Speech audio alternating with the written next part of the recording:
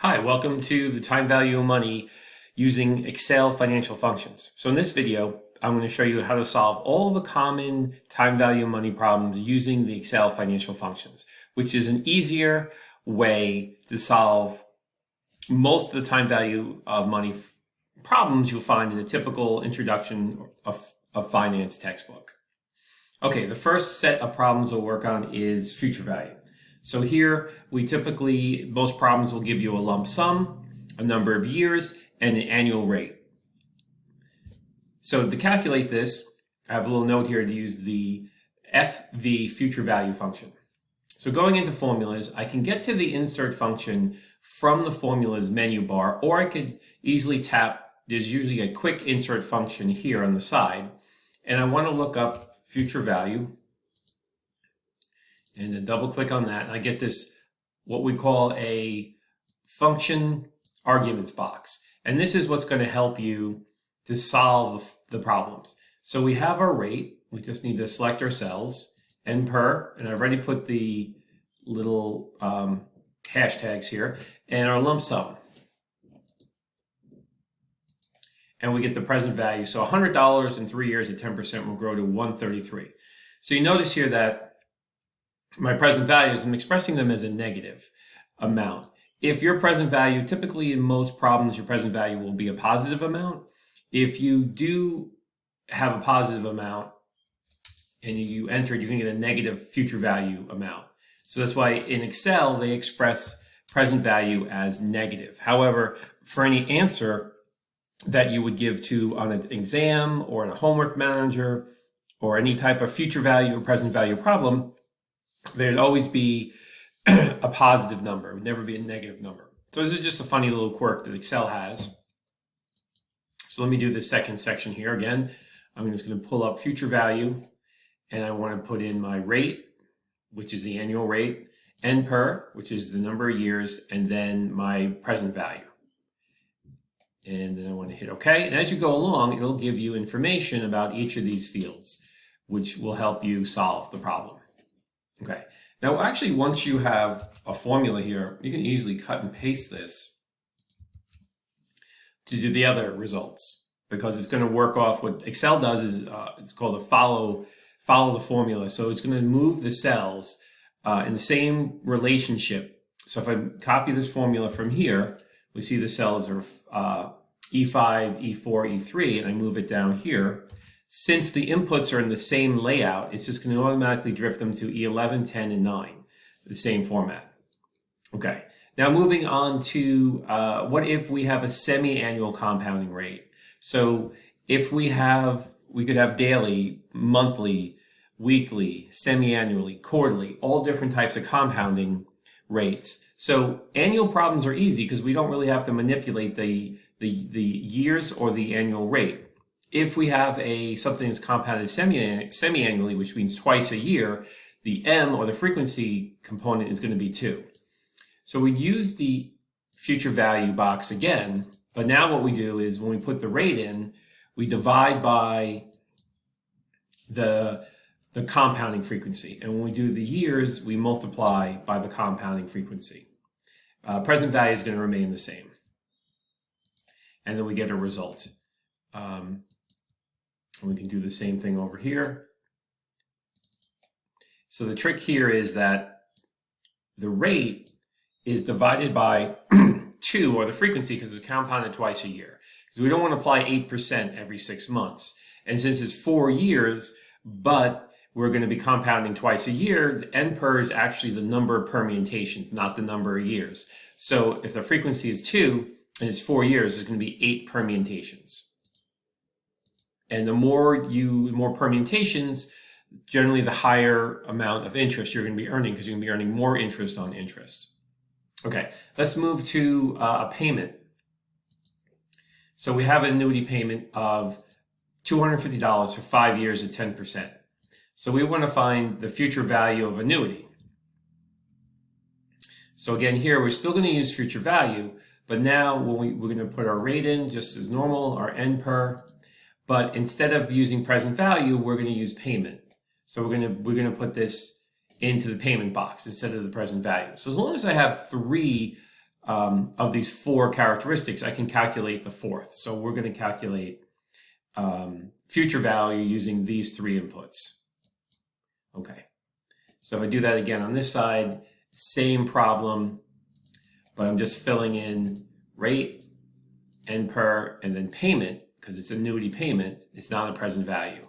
And now, but it basically means if I save $300 a year for 5 years at a 6% return, I'll have $1,600 will be the future value of that annuity. Annuity is just an equal series of cash flows. Okay, so here's another type of problem. We're going to use payment again and saying, what is the value of each annuity payment?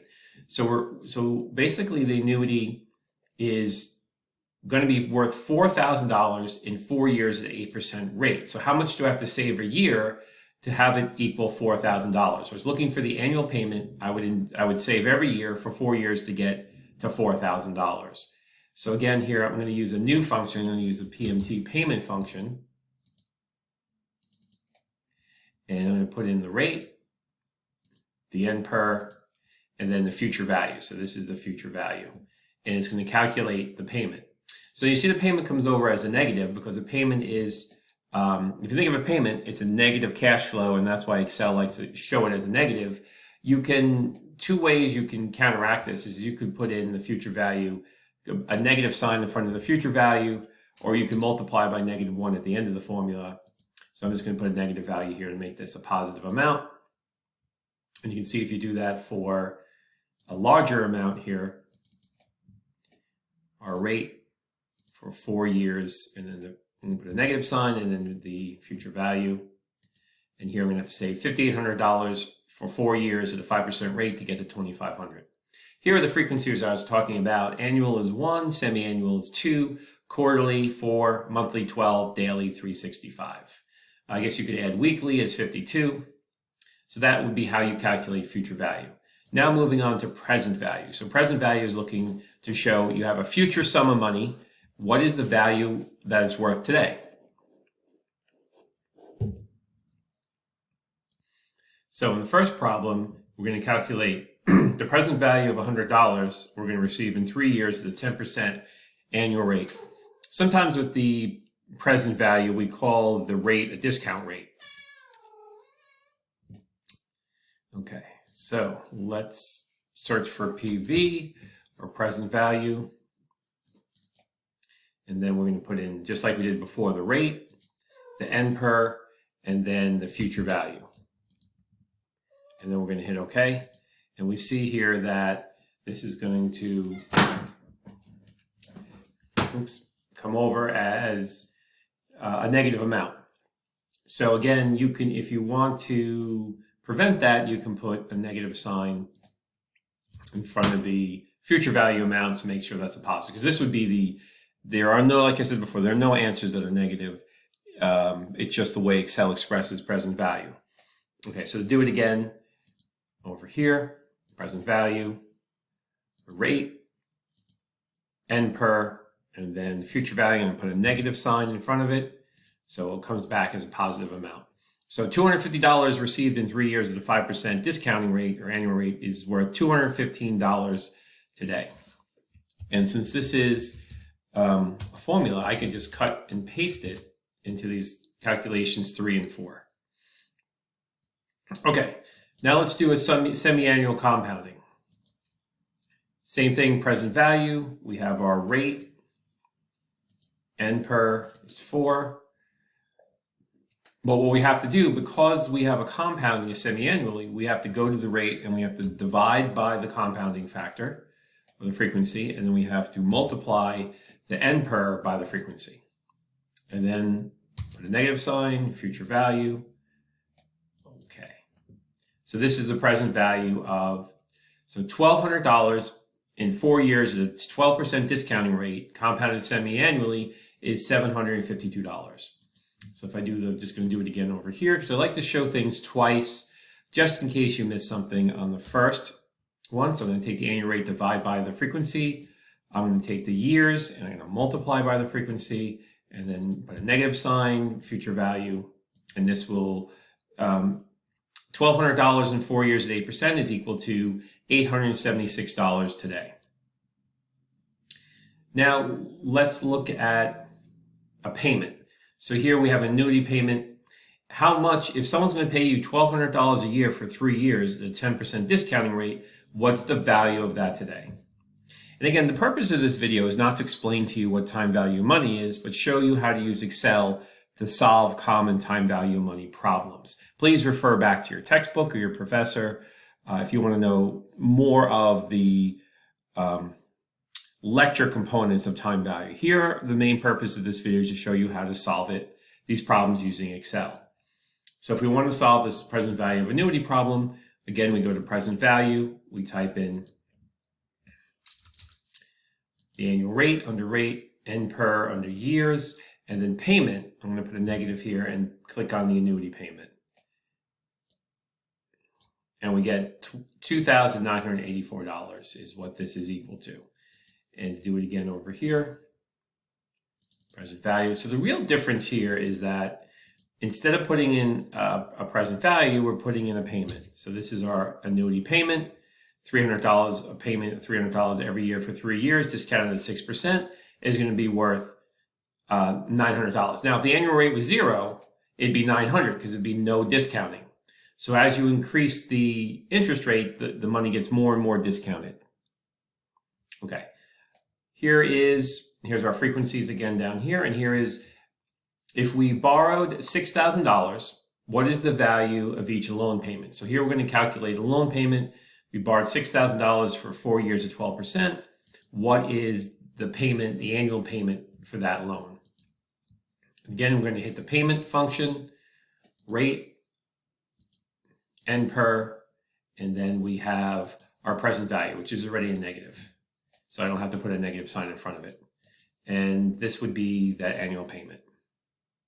To do it a second time, payment, click on rate, click on N per, and then the present value. Because why is it present value? Because you're borrowing it today, you're getting this money today, that's the present value. Okay, let's take these concepts and start looking at calculating for retirement.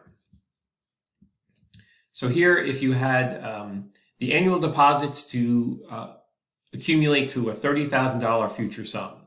So if you had a 6% rate of return for 5 years, you would have to make a $5,000 payment a year. So let me show you how I would calculate that. Let me just delete that. Again, this is the payment function, and we have our rate, we have our N per, and we have our future value. So I'm just going to put a negative here first, so it comes back as a positive result.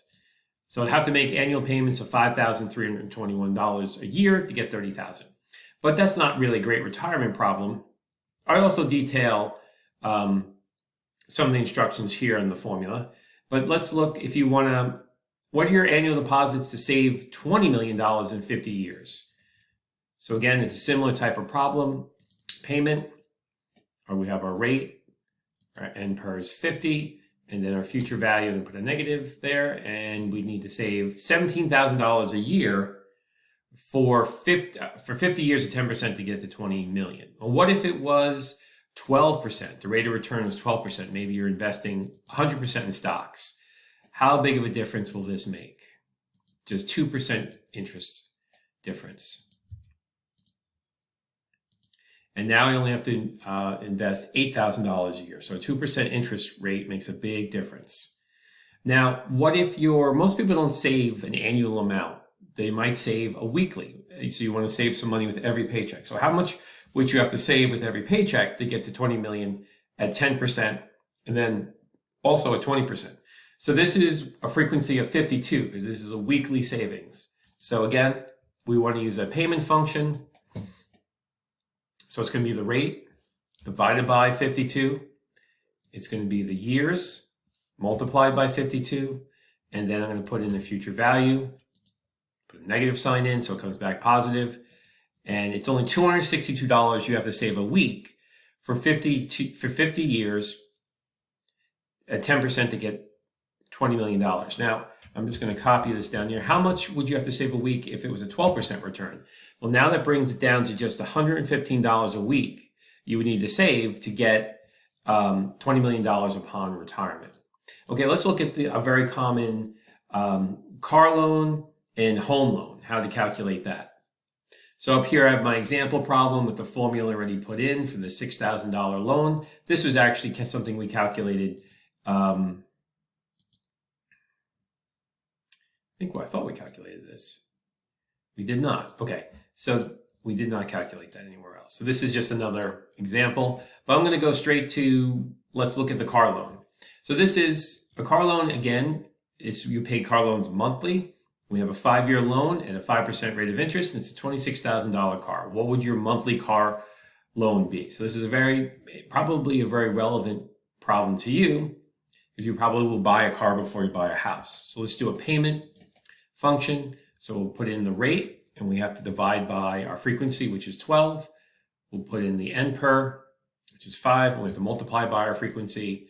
And then we'll put in our present value. I'll make that negative because we're getting this money today. And it says present value right here. And this would be a monthly payment of $490 a month for this car. Okay, so let's look at home. So say you buy a $426,000 home, 4% rate of interest for 30 years, and you're paying that mortgage monthly. How much would that mortgage be? So let's put in the payment function. Our rate is 4%. And that is divided by 12.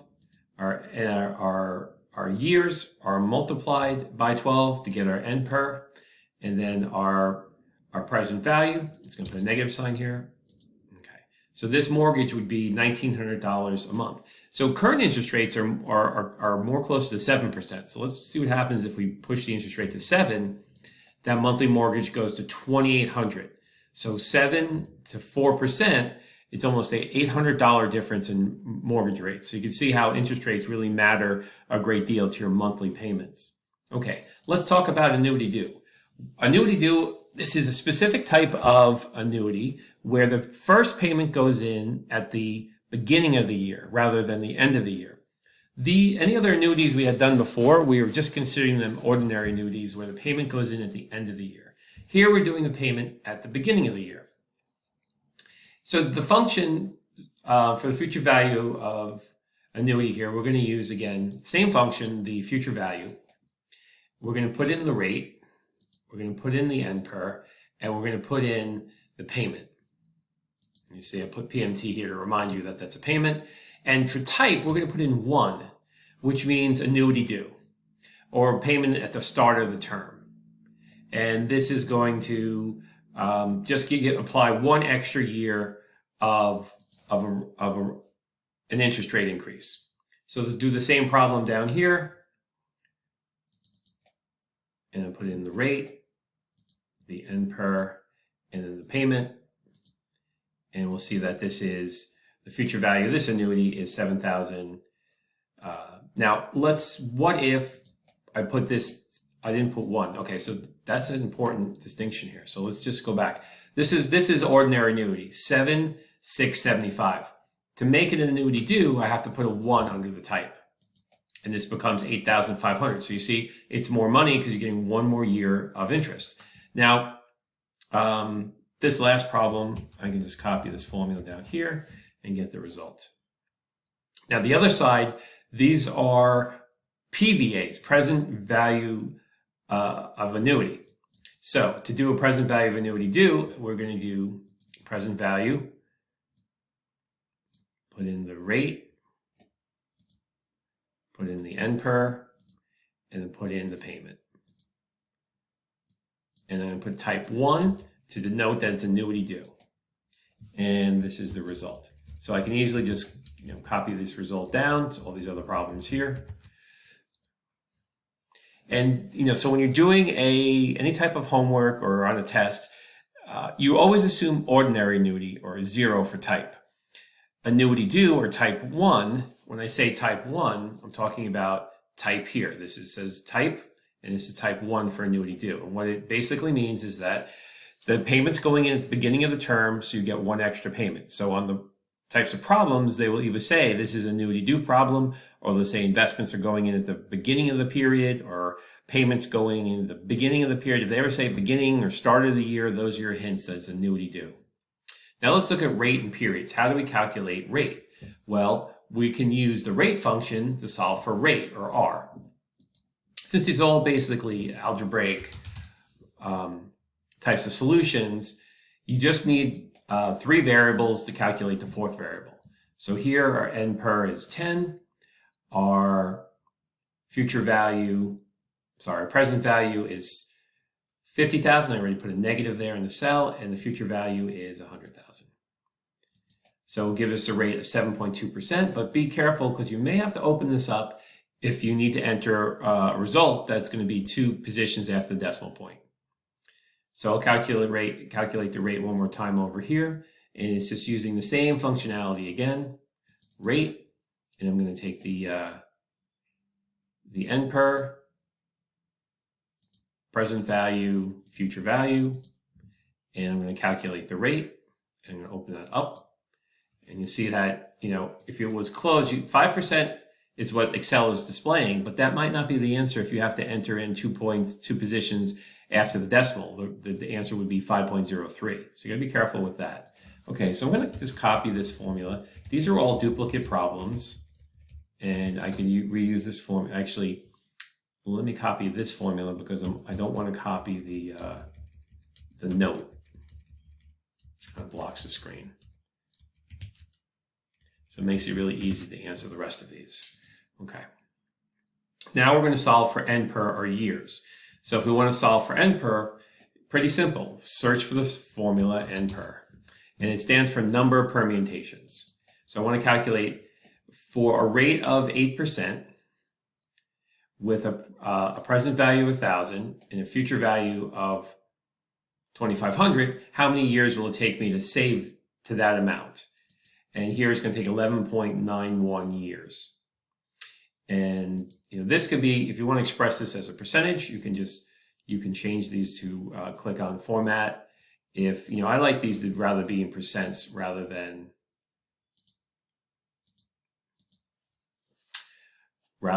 having them convert to decimals. So I'll do that one more time.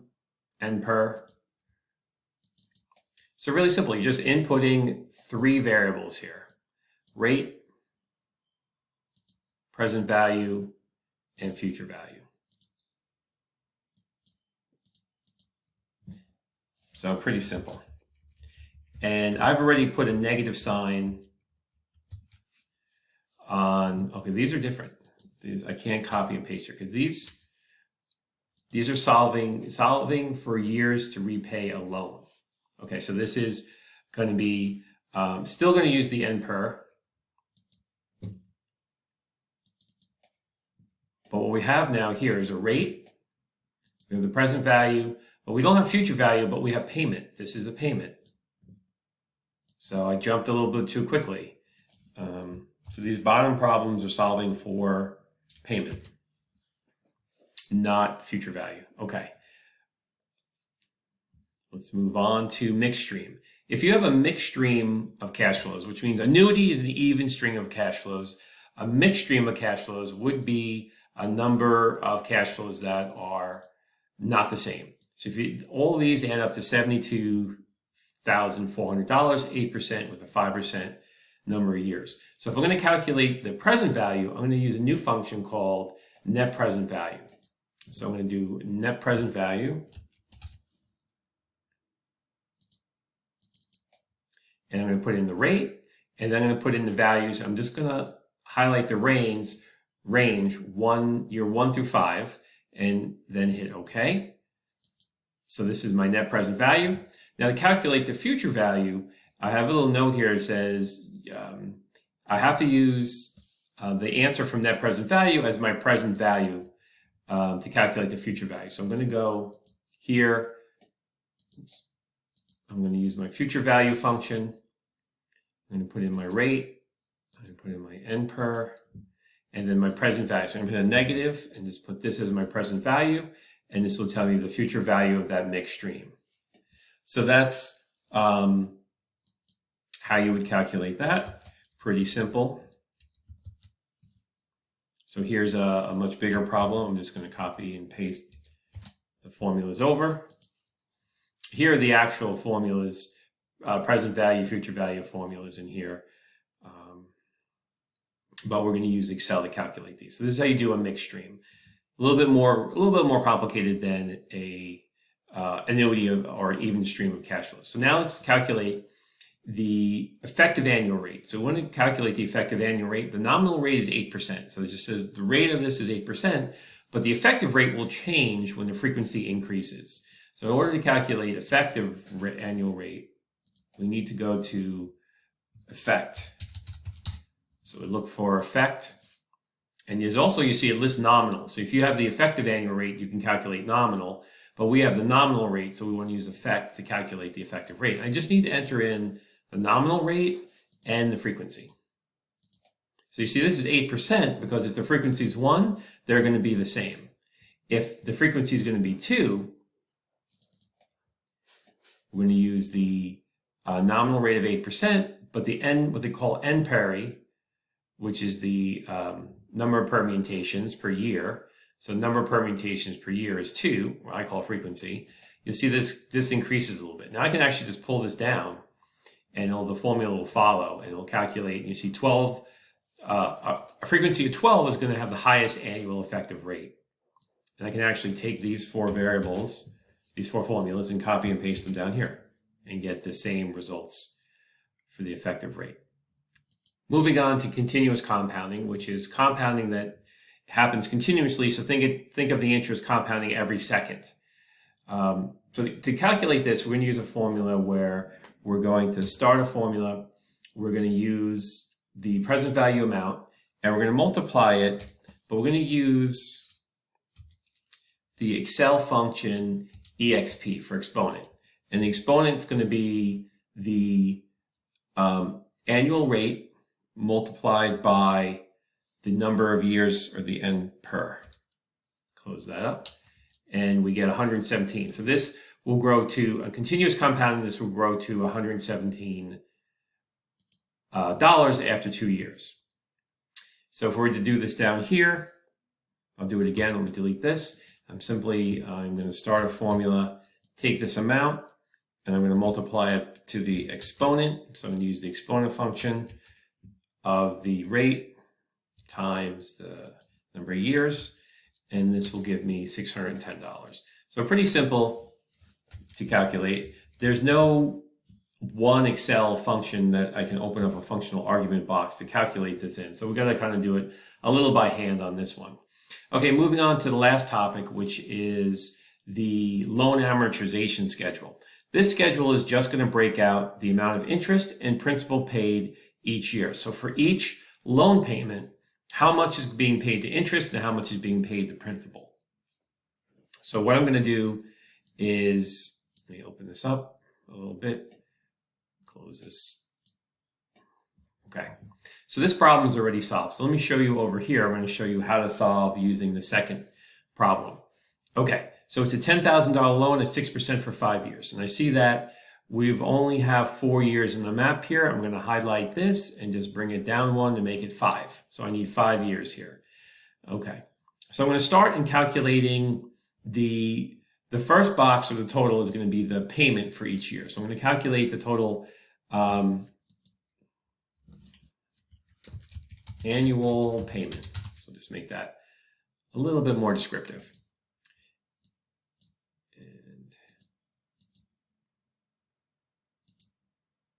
Just do a little formatting here. Okay. All right, so for year 1, I'm going to, of course, use the payment function to calculate the payment function. And I'm going to use,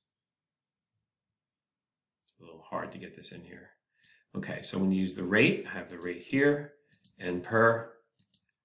And then this is the loan principal. So a loan is always present value because you get that money presently. So it's going to be 10,000. Actually, I'm not going to put the negative in. Let's just keep it as a negative. So this would be a payment. And this payment needs to be for every year is going to be equal payment. But if I drag this down, it doesn't work. So what I have to do in the formula is I want to lock down these cells. And if I put $ signs in front of these cells, it locks down the information. So I can drag this down. They're called absolute positioning. So that works there. Okay, the amount of interest paid is simply going to be the principal, end of the year principal, which is the previous year, times the rate. And again, here I'm going to lock down J3 with dollar signs so that doesn't drift. The amount to principal, so if I take the amount here and so over here I kept these as negative, so I think I just kept that to keep everything. Okay, so I did put a negative in the formula, so we can just make this let's put a negative here.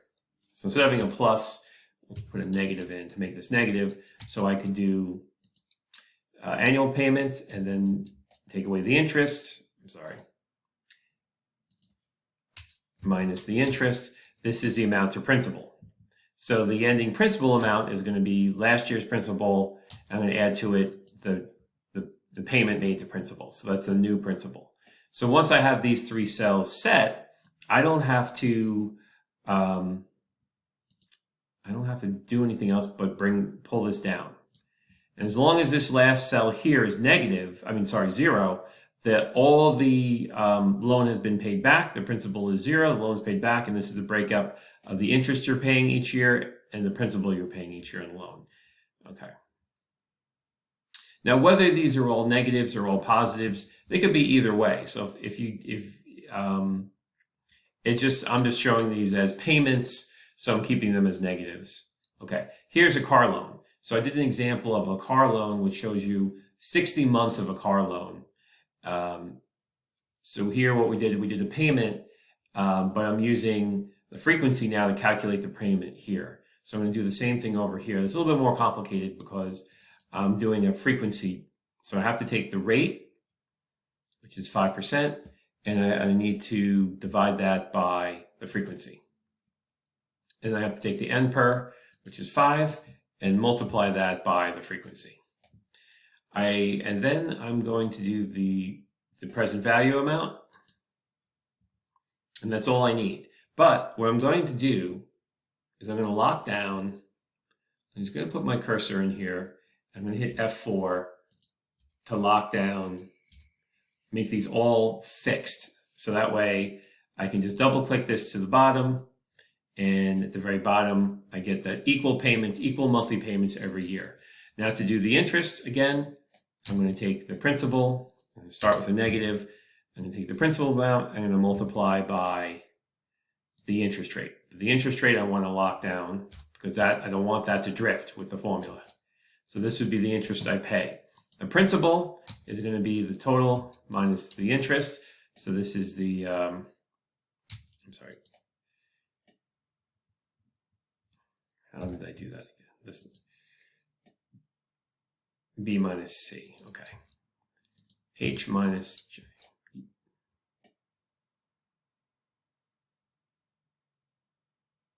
Okay, and then this should be a negative though.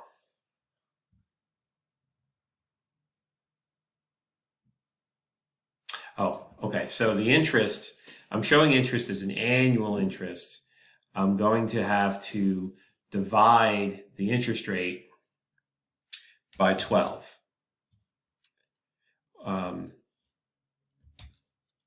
This is why that is much too much. I'm doing annual interest in the monthly slot.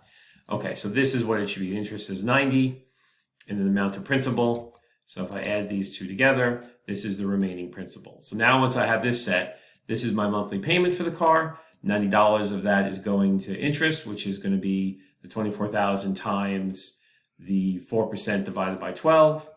And then the difference between these two numbers is the amount of this 447 less than 90 is what's going to pay back principal. And it shrinks my principal. So once I have the three of these set up, I can just double click these and flash fill them to the bottom. And as long as this is 0, the loan has been completely amortized. And this is how you'd fill out this schedule. Okay, so that's the video on how to complete these common Excel problems, these common time value money problems using Excel. I hope you found this interesting and valuable, and I look forward to talking to you soon.